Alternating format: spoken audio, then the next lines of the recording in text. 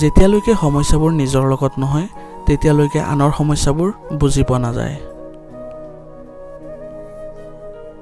চকু কোনো পুখুৰী নহয় তথাপিও পানীৰে ভৰে, হৃদয় আইনা নহয় তথাপিও ভাঙে, আকৌ মানুহ বতৰ নহয় তথাপিও দেখোন সলনি হয়। আপোন ভাল জগত ভাল, এই কথাষাৰ এতিয়া পুৰণি হ'ল। বৰ্তমান যুগত যিমানে ভাল হোৱা যায় সিমানেই মানুহৰ ঠগন খাবলগীয়া হয়।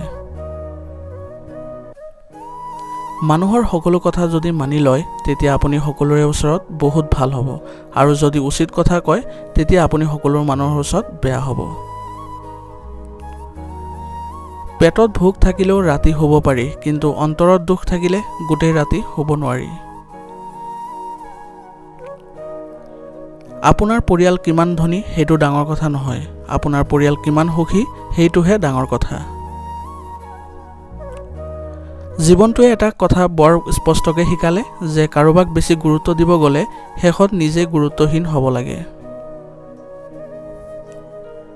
জীৱনৰ সকলো ক্ষেত্ৰতে সফল হ'ব পৰাটোৱে সফলতা নহয়, জীৱনৰ সকলো পৰিস্থিতিতে সুখী হ'ব পৰাটোৱে আচল সফলতা।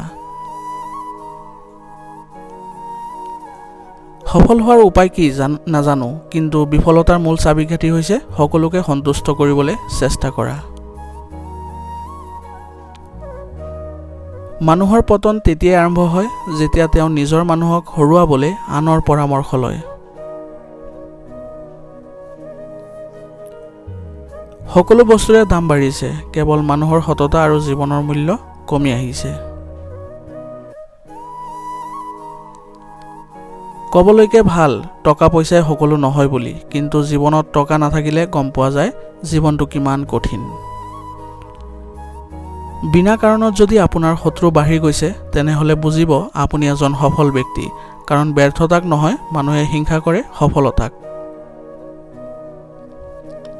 নিমখৰ দৰে চৰিত্ৰ গঢ়ি তোলক, কোনেও বেছিকৈ ব্যৱহাৰ নকৰিব, আনকি আপোনাৰ অবিহনে কোনেও জীৱন ধাৰণ কৰিবও নোৱাৰিব। ধন্যবাদ। আজিৰ ভিডিঅ'টো ইমানলৈ।